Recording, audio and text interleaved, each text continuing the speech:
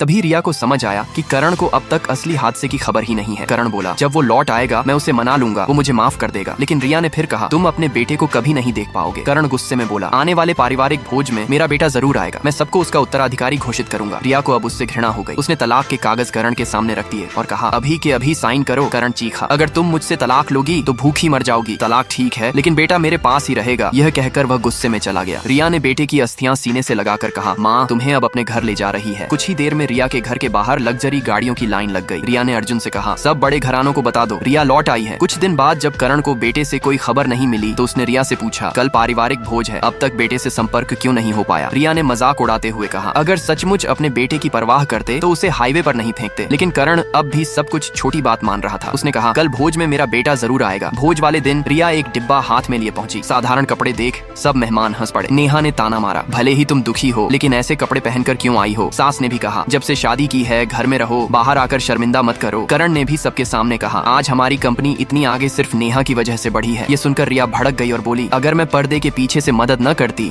तो तुम्हारी कंपनी कब की डूब गई होती। लेकिन करण ने उसकी बातों को झूठ समझा। रिया ने ज्यादा बहस न करते हुए तलाक के कागज सबके सामने रख दिए और बोली, मैं आज यहाँ सिर्फ तलाक लेने आई हूँ। करण हंसकर बोला, ठीक है, अगर तुम अपना बेटा यहाँ ले आओ तो मैं तलाक मान लूंगा। तभी रिया ने कहा, मैं बच्चा लेकर आई हूँ। उसने डिब्बे पर से काला कपड़ा हटाया और अपने बेटे की अस्थियां सबके सामने रख दी। पूरा हॉल सन्न रह गया। सबको यकीन नहीं हुआ कि बच्चा मर चुका है। कुछ लोगों ने तो उल्टा रिया को ही दोषी ठहरा दिया। सास ने पूछा, मेरा पोता कहाँ छुपाया है। रिया ने अस्थियों की ओर इशारा किया और बोली, यही है तुम्हारा पोता। करण गुस्से से चिल्लाया, ये सब तुम्हारे बिगड़ैल स्वभाव की वजह से हुआ है। उसने तुरंत अपने सचिव को फोन किया और कहा, मेरे बेटे को अभी लेकर आओ। लेकिन कुछ ही देर बाद सचिव ने फोन करके कहा, आपका बेटा तो उसी दिन एग्जाम वाले दिन सड़क हादसे में मर चुका है। करण की पूरी दुनिया उस एक पल में बिखर गई। लेकिन अब सवाल ये है, क्या करण को अपनी गलतियों की सजा मिलेगी या फिर रिया ही वो कदम उठाएगी जो उसकी जिंदगी हमेशा के लिए बदल देगा। अगर आपको भी लगता है कि करण को उसके की सजा मिलनी चाहिए तो कमेंट में लिखो। कर्म का फल हर किसी को मिलता है और ऐसी ही दिल दहला देने वाली कहानियां देखने के लिए चैनल को अब भी सब्सक्राइब कर लो।